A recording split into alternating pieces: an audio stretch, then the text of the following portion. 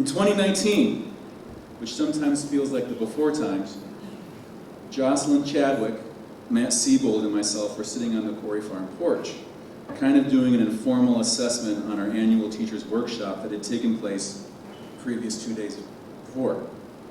And as our conversation was wrapping up, Jocelyn looked at me and said, "You know who you should get for a keynote speaker?" And I said, "Who?" She said, "Jimmy Santiago Baca. He's perfect." Fast forward 3 years and a whole lot of ups and downs. We have Jimmy Santiago Baca as our speaker, and the center is honored to have him as, for the Elmira 2022, the 9th International Conference on the State of Mark Twain Studies, Keynote. Jimmy Santiago Baca is an award-winning American poet and writer. Here's some text taken from the front page of his website. Quote, "While serving a 5-year sentence in a maximum security prison, he learned to read and began to turn his life around, eventually emerging as a prolific artist of the spoken and written word," unquote. Here's just a sample of Mr. Baca's writings. Immigrants in Our Own Land, Baca's first major collection, was published in 1979. This early collection included I Am Offering This Poem, a poem later anthologized in the Seagull Book of Poems. In 1987, his semi-autobiographical minor epic verse, Martin and Meditations on the South Valley, received the American Book Award for Poetry, bringing Baca international acclaim, and in 1989, the Hispanic Heritage Award in Literature. He is the winner of the prestigious International Award for his memoir, A Place to Stand, the story of which is now also a documentary by the same title.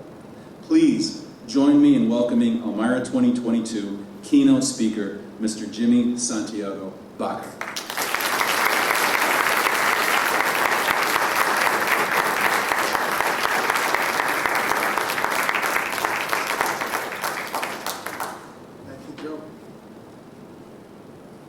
Thanks very much for inviting me. I appreciate it. I gotta thank the committee that invited me. And Jocelyn, I assume she'll see this videotape at some point. She's got, en español le llamamos cojones. She got big ones. Because anybody who would say, for me to come keynote at a conference, I know nothing about Mark Twain, except one important story that I'll tell you. But beyond that, I got to thank Joe, because he went through hell to get me here. I mean, this guy is amazing. I mean, really. Every step of the way, I have to have a knee replacement. It got worse and worse and worse. I was traveling and this and that, it got really bad, and I told him about it, and I said, "I can't come." And he was like, "What will it take to get you to come?" I said, "I can't, my knees bother me." And so this and that, but at the end of the day, he got me here. I mean, I made it a point not to travel, but I'm here. But, so Joe, I mean, I don't know. If you ever become a literary agent, I'm the first one in line. He can perform miracles. So I'd like to get a second introduction, since I'm such a great writer. I'd like my daughter to introduce me. Come up here to see it.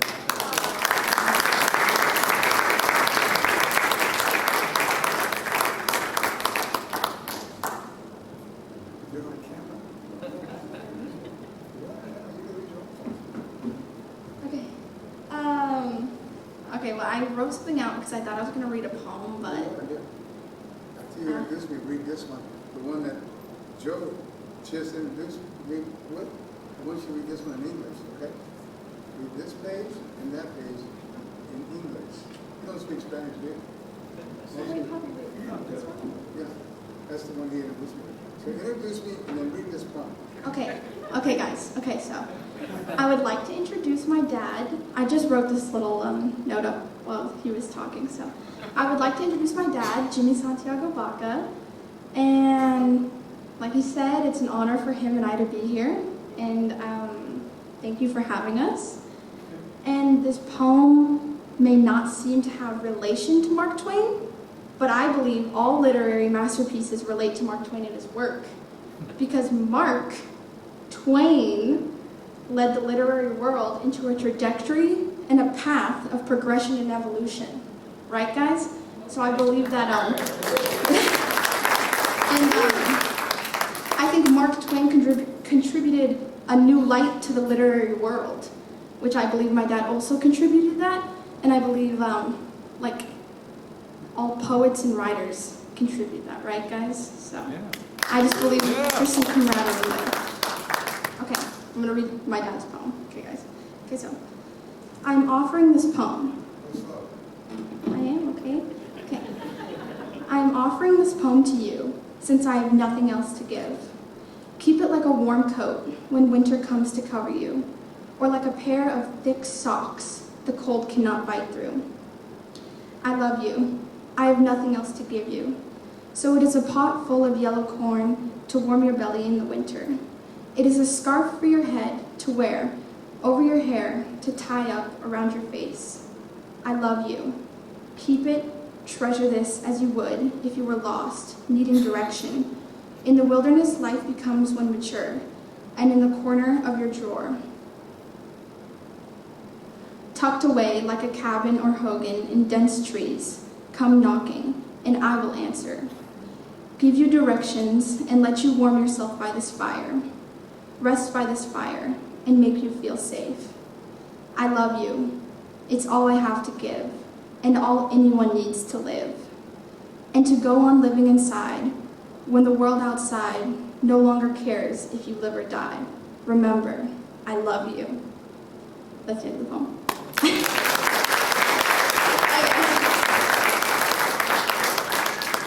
Okay guys, that's all I got. Thanks for letting me introduce and here we go.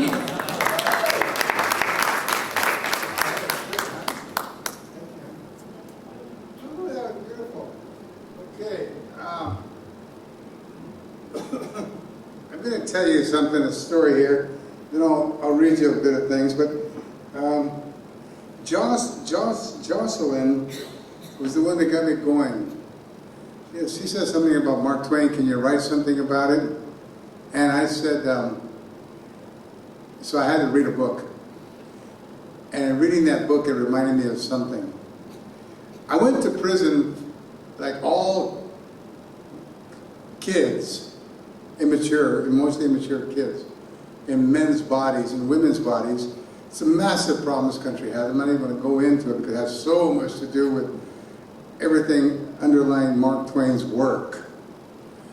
But I don't know if you've ever analyzed it from the perspective of somebody in prison, but that'd be a really interesting paper. Since there's 30 million people in America currently in some sort of corrections environment. The truest measure of any literature, the truest measure, it's not, and you know what, Jocelyn got me reading Mark Twain, and a love affair ensued. And it's grown to a passionate insanity, to a point where I am staying at Quarry Farm and have been talking to his ghost for 3 days. As late as 4 hours ago, I was feeling the wood stove in the kitchen, the knobs, because the black woman who worked there, that's what her hands were touching. And I was walking around the rooms for 3 days talking to this man. And I know him. I have a farm in New Mexico, north of Santa Fe.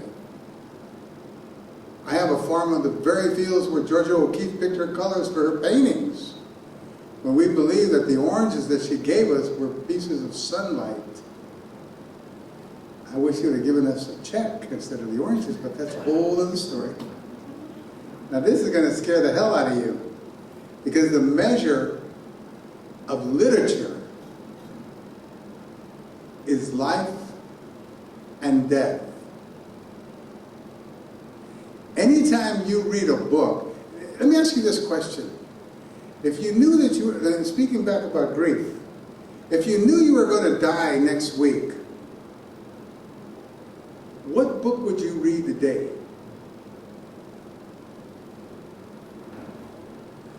I don't know why. When you're in prison, especially the one I was in Arizona, 18 years old,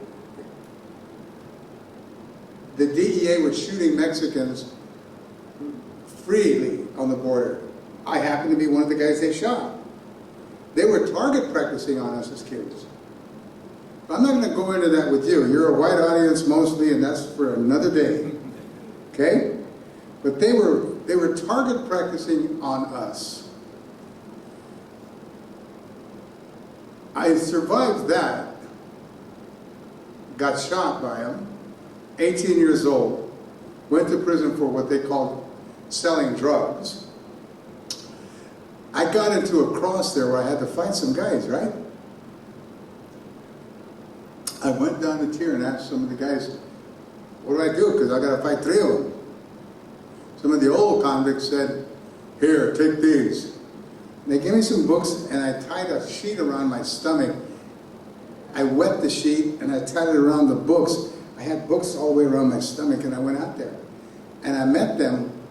I had my shank, they had theirs, and they started stabbing the hell out of me. I got stabbed a few times. They got stabbed a few times. When I got back to my cell, I took the sheet off. I held the books in my hand. It was Whitman, Turgenev from Russia, Blake, and Twain. I remember sitting on my bunk, thumbing where the blades had gouged the pages. And I remember thumbing through Mark Twain's Huckleberry Finn and how the blade had gouged it in and how it had saved my life.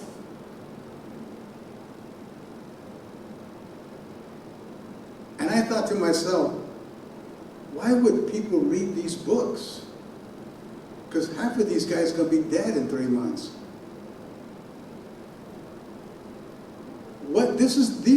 And Emily Dickinson, these are the books that they chose to have before they died. I don't think there's ever a greater measure, ever, than the value of literature than that. Most people choose the Bible, right? Well, the guys in prison, like, they can be like, nah, that's a good science fiction, but this is more like, I'd rather read this. Because Huckleberry Finn and Tom and the rest of the hood, we call them the rest of the hood, man, there was misdemeanors all over those pages. These guys were committing felonies when they were like 15. I mean, if anybody steals a boat today, you're going to go to prison. Right? Anybody harbor a fugitive, you're going to go to prison. I mean, you could pay every single thing, and this dude was a revolutionary. Now, this is post-slavery, when you had a lot of really powerful black voices out there demanding freedom. These kids were not on the lecture circuit. These kids were in the middle of life. Not only revolutionaries, they were like in Pancho Villa, in my culture, Jerónimo. All the Native American people that I come from, all the Chicano people that I come from, we have heroes that have orally been passed down to us for years, for generations. Long before the Pilgrims showed up here with their poisonous blankets and for smallpox and stuff. We've got heroes that go way beyond that. Right? Well, that's Huckleberry Finn and Tom Sawyer. If we had known about them, we'd have them tattooed on our arms and stuff. They would have been our heroes. Because there's such a connection between all children in the world when you're living your childhood and not pretending to live it. We're about to go to New York City back tomorrow, right? Every kid in the city there is pretending to live their childhood. Huckleberry Finn didn't pretend anything. And the most beautiful thing about it, and this is what gets me crazy about Mark Twain, and if you're not careful, and I'm a genius. I mean, a year after prison, I was teaching at Yale. They gave me the Wallace Stevens chair. Then I went and got the Berkeley Regents chair. Then they put oh, you're going to love this. When I was at Gladiator School, I was 15, and some gas attendant got killed. And I was growing up, you never talk to la jura. Nunca hablarás con la jura. Never. You never talk to the police, ever. Ever, because they're like that. For indigenous people, they are like, whew. The blacks are just suffering it. We have been dealing with that for centuries. Authority figures, right? We don't go out and get on TV and stuff that much. We keep it within our culture. But it's interesting, It's interesting that I lost my train of thought because I was jumping at 2 points ahead. Okay, can you tell me what I was saying? Oh. Come on. Crazy about Twain. About what? Thing that drove you crazy about Twain. Yeah. The thing that drove me crazy about Mark Twain is, that's not what I was trying to point out, but this is one of the points, is that when I read his work, I've taught at all these schools, right? At Stanford, for instance. When I was at Gladiator School, I had gotten cut right here. I got in a fight with my girlfriend. I put my arm through a windshield. The policeman came and said, someone's been killed at a gas station. And I said, whatever, charge me. He said, okay, we're charging you with murder. Great. Now go lock me up so I can just get some sleep. So not a big deal. That's how they treated us. Right? And this is not a lecture on racism. That you can deal with yourself. So I go, the first book I ever heard, I'm standing by a bunk like this, and everybody liked me because all these guys were going to prison, and here was this little 15-year-old kid with a big, huge band-aid on his thing, and all the old gangsters were like, don't mess with that dude, because I was like the upcoming Al Capone. I was like, yeah, what's up, right? I heard a man read, "For whom the bell tolls." And I never in my life heard anything so beautiful. I heard we spent all our life on corners talking shit. That's all we did. And that's all the kids that do the same thing. They hang out on corners and they tell lies to each other because it invigorates their otherwise boring life. Oh, you know what? No, man, I got on that bicycle. Oh, and guess what? I saw so-and-so last night through the window. You know what? You can tell lies all day long. It's called bulleando in my language. Right? Well, I hear this guy, for whom the bell tolls, and I can't get myself off this guy. He's surrounded with people telling the story, but I'm sitting next to the bunk going, acting like I'm not listening, but I'm listening. Holy mackerel, I thought. Wow. And then I get to come back. It's like a movie. Fast forward. I'm in Los Angeles. I've been parked there for a few years making movies. I got some cult films globally that are like 50 million followers and this and that, right? By the way, I've got 30-some books in 29 languages. I wonder how many of you heard of me, have read of me. See, I'm censored.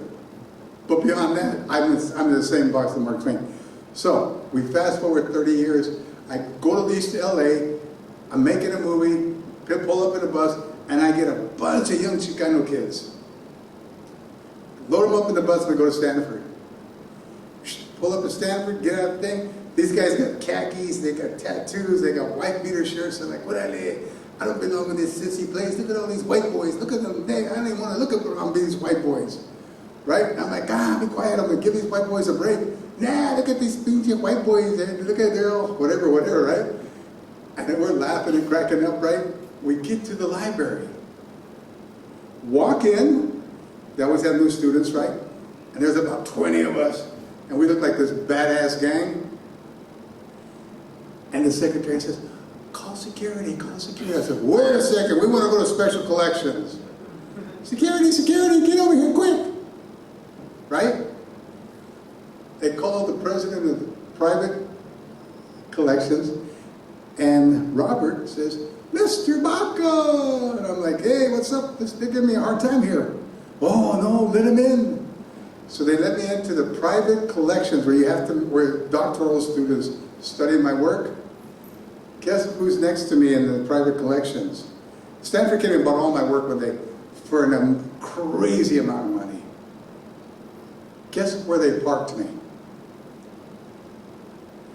Next to Hemingway. Oh my God, next to Hemingway. So I take all these kids in there, they gotta wear gloves, they gotta wear masks, they gotta wear this, and then I pull out the archives and I say, you see this dude? That was the first story I ever heard. And see this dude, this is me. And you see this lady here, she's one of the greatest poets of all time, Denise Levertov. And I'm right in the middle of them. They're like, they got you in here? I'm like, yeah, check it out. And I speak like them and they can't get over it. They're like, wow, this guy's not lying. And so this guy's like, wow, this is amazing. So I do that every year. I go there, I pick up kids, and we go to the Stanford Library, right? So I have my archives there, right? So, back to present day, right? Jocelyn, I keynote the National Council for Teachers of English, somewhere in Tennessee, I don't know where it was at, Missouri or somewhere. And she mentioned this, and I said, sure. So she gets me to reading Mark Twain. And I cannot believe that this guy keeps calling me and calling me. No writer's ever done this. No writer. Not Neruda, Lorca, Sabines, Paz, nobody's done this. Not the surrealists. Whitman, close but not quite. Emerson, close but not quite. I love Emerson. So, I start reading him, and all of a sudden the memories start coming back. Powerful memories of Mark Twain that I hadn't even known existed because I was in such a stupor of grief and loss and desolation and depression. I was in Los Angeles one day and they were offering me a deal to make another feature film with Oliver Stone. My previous film was with Taylor Hackford, Officer and a Gentleman. He directed one of my films, right? La Bamba, Officer and a Gentleman, Dolores Claiborne, Devil's Advocate, that guy. So, Taylor, they called me into the office. I was in Century City, 15th, 16th floor. Big check on the table. I'm looking out the window.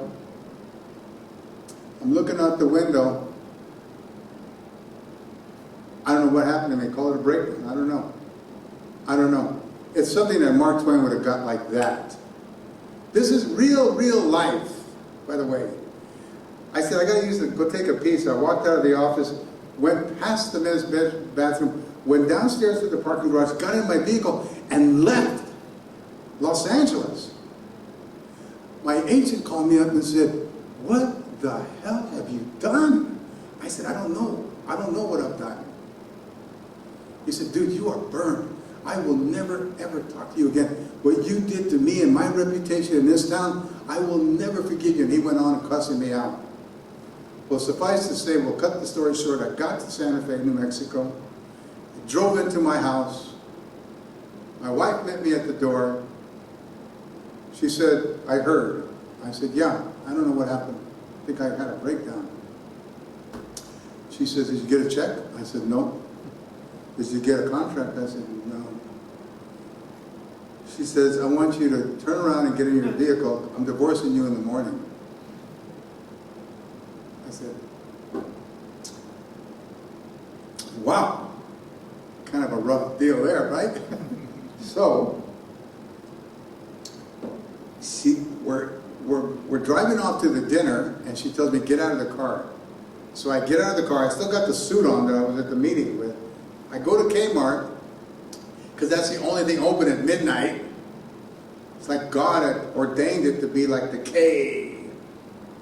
So I go there, and I'm standing there in front in a suit that was tailored in New Orleans with shoes from Venezuela and a Rolex watch worth 50 grand. And I'm standing there, and all these heroin addicts are walking up to me saying, oye, carnalito, ¿no tienes una fidecita, una platica para la bolsa o una livianada? And I said, yeah, sure, no problem. So I gave him whatever money I got, and then I feel kind of weird. I'm standing there. I mean, this is like a Fellini film, as they say in the cliche. I'm standing in front of Kmart at midnight with all these heroin addicts asking me for money. So I go, okay, so I start walking out of I got to get out of here.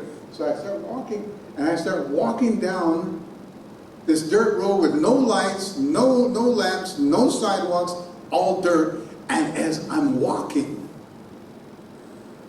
in the dark, I hear Mexican music, I hear voices from backyards, I hear horses, I smell goats, pigs. It's like a rural area. And then I hear something very disturbing. I hear a dog growl, and I think it's a pit bull.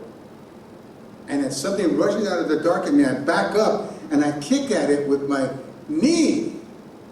And that's how sick I am. I don't want the dog to bite my shoes. I'd rather him rip my kneecap off. That's Hollywood. But as I chase the dog away, I turn around, I stand in the dark, and I start crying like a baby. I just start weeping because that's the road I used to take from the Indian orphanage.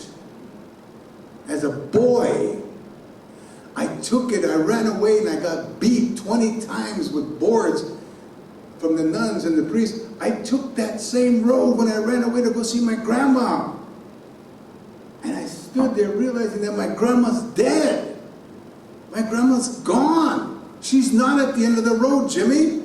She's gone. And I started crying and crying and crying.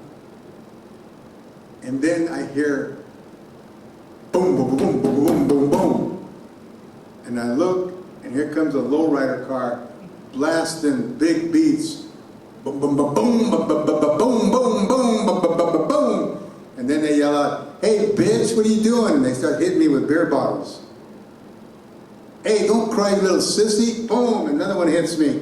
Little punk, bam, another one hits me. Right? And I'm turning my back like this, crying, and they're yelling at me not to cry. And as they go by, I don't know what to do. So I go to the nearest ditch bank and I get under a tree and I fall asleep in the dirt. I fall asleep in the dirt. And I remember the time that the books saved my life. I'm laying under a tree on the Mother Earth. I remember when books saved my life in prison. The next day I get up and I know what I have to do. I have to go buy the books. Blake, Turgenev, Mark Twain. I borrow some money, I rent an apartment, and I read Mark Twain. For the first time I read Huckleberry Finn. Then I sat down and I wrote a book, A Place to Stand, which then went on to win the International Prize in Frankfurt, Germany, the first Latino book ever to win the award in Europe, and sold 250,000 copies. Became 2 movies. And you know what was the magic in that book, A Place to Stand? It was that Mark Twain taught me how to write narrative. Besides saving my life. So let me end this discussion. I'll read a poem and we'll be done with it. Unless Mark Twain, unless you can say in some part of your life that Mark Twain has saved your life, you really don't know Mark Twain. Mark Twain has had to get into your life in a way where he saved it, either from boringness or from desperation or depression or something. He had to make you re-believe again in life, re-believe in your childhood fantasies, in your dreams, re-believe in your imagination, in your childhood beliefs and the innocence that was around you. He made me in such a way part of his life that it saved me. Because had I not gone and read him, I would have never wrote A Place to Stand. And 30 books later and 29 languages later, Dude, I am the happiest freaking guy you ever met. Product of the Mark Twain School. Can you believe it?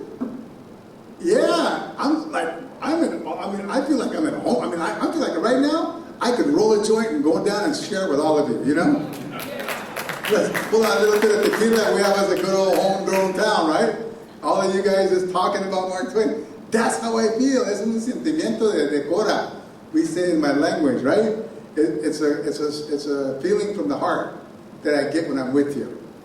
Now, I'm going to end. You want to end, put up a minute more. I'm going to read you. I was thinking about, well, what would Mark Twain write about if he was a little Chicano guy or a man along the Rio Grande? Not the Mississippi, but the Rio Grande River in New Mexico. What would Mark Twain be doing today? I know he'd be like really pissed at what they did to the Mississippi, the environment. He'd be like really, with all these debris from industrial toxins, he'd be so pissed off. He'd be like a serious eco-activist. But what kind of would he write? So I tried to write something in homage to Mark Twain. I'm not going to read anything from this book. Even though I intended to, I won't. Unless you want me to. But I will read you this. Okay? And this, by the way, was submitted. I worked, well anyway, here it is, okay? This is to, this morning, I leave to rid myself of my own uneasiness and frustration. On the west side of Central, across from Tingley Beach, in the Aquarium Botanical Zoo lot, I lift my bike off the tailgate rack. I ride for enjoyment. Surprises anyone when a poem comes up. I go out to beat my ass down, to pray to Mother Earth to keep my shit together. I've got 2 kids still to put through college, so I don't have time to bullshit. It's all business these days. Windbreaker, helmets, sunglasses, gloves, crotch pad shorts, water pouch full. I set my wristwatch to record distance, calories, time, mount, and go. I whisper, Lord Quetzalcoatl, ancestors of mine, spiritual animal guide, Mother Tonantzin, por favor, bless me. The river sheds my worry. I clutch the handlebars, I glide under the green trees, glistening the Rio Grande to my left, pedal away my woes. Down the Bosque Trail, round trees, I sway right, left, switch gears over gnarly stump roots. I lean low as the branches scratch my windbreaker. I go to the Rio Grande to blow the emotional gaskets, to shred the mental pistons, to crush the spiritual rudder. After a morning of reading and writing, I need to do something physical. Too old for whiskey shots, wild women, cocaine lines. Now it's riding the river and jogging foothills, where healing happens when I become more tree and river than myself. When I become more rock and hill than myself. A bobcat dashes past, a coyote slinks, a porcupine hugs a trunk, ducks bask on the island, absorbing sun warmth, and each spin of the wheel is a prayer for our mutual assured coexistence. Miles of angled prayers, baby, miles of leaning prayers as I bike through the trees.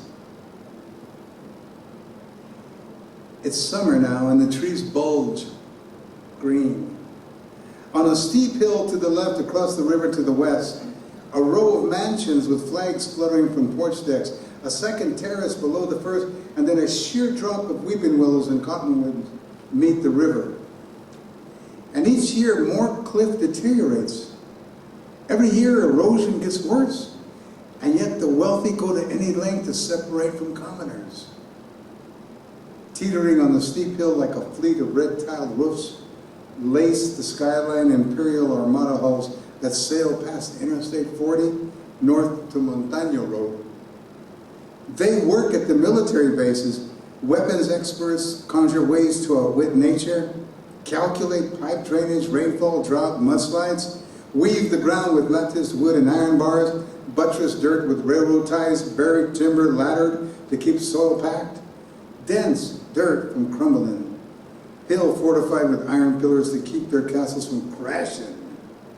Scientists in their illusory world of floor-to-ceiling windows, tennis courts, biga ports, patios, barbecue grills, red chili, tristas sway as they look down from Babylon on the river, baby. Look down from Babylon. And sooner or later, after all that money and time, it all is going to come smashing down into one huge colossal cloud of dust. I stopped to pee, shielded from wind by trees, then back on the bike, past blistered tree bark, beavers nod, benches where melancholy people sit, hikers with camera in hand, past places where horses have mulched the dirt to sand. And the waters of the Rio Grande run clay brown, infused with mineral slime, lashed down from the north to feed La Madre Acequia, the mother ditch that irrigates fields all the way past Valencia, Córdoba, all the way past the Mexican border. And I fly by Russian olives and creosote shrubs. Oh my God, the river's broad, sky overcast, the wet banks smell like fish and birds perched on the dead logs, and beyond the big cottonwoods, the police siren screams and monkeys at the zoo erupt and screech. Miles in, beside the path, the commemorative plaque where 1-month-old baby Guadalupe Holguin is buried. Bike tires rut the trail, horse dung dries, brush opens to a view of the river, and then the trees close in, not wanting you to see anymore. 5 miles north, bang, 5 miles back. Canadian geese, sun on the sandbars, ring-billed gulls, blue herons, cranes and mallards. Here and there, a bird watcher. Winds up, bicyclists pass. People stroll beneath the cottonwoods and start to leaf out at the end of April. And in June and July, little green tiny pods bulge, and the wind blows the cotton fluff across the air. As a child, I collected them on some rare treasure. And on occasion, I dismount. I drop my bike in the dirt and I pocket a few twig pods to take home and put on the altar. In the forest, I hear a child's voice soar above the trees. Papa! Papa! And his voice is like a cottonwoof sailing on the air, buoyant and innocent. Papa! Papa! And then a naked man to my left wades in and walks across the river. And I don't know why, but my heart applauds him. Early October, water so shallow and low, the sandbars and islands surface in the middle. Lizards skitter across the path, relishing their first lick of autumn. Those Defense Department scientists and contractors in their white lab coats stoop in the shadowy balls at Sandia Military Base and Los Alamos National Laboratories, brew forever chemicals, called so because they do not break down under natural processes, like exposure to sunlight or microbes. They bioaccumulate, lodging themselves in one body after another as they move up the food chain, the river, the ground, the tree, and then us. And at this moment, not far from that river, derrick pilings plunge and sledge deep into the earth, excavating 80 pits for plutonium production. And each hammer hit cringes roots and boughs and water and soil. Even the air squints with pain. Suffers 60 to 60,000 times the recommended lifetime exposure limit along the Rio Grande. And I pause to pee in the bank brush, and I shake my dick at them up there, those scientists who peer like pirates with binoculars and watch. I purge the radioactive defiance from my system. And at the end of my ride, I swig from my water pouch, clamp my bike to my truck tailgate rack, and I head home.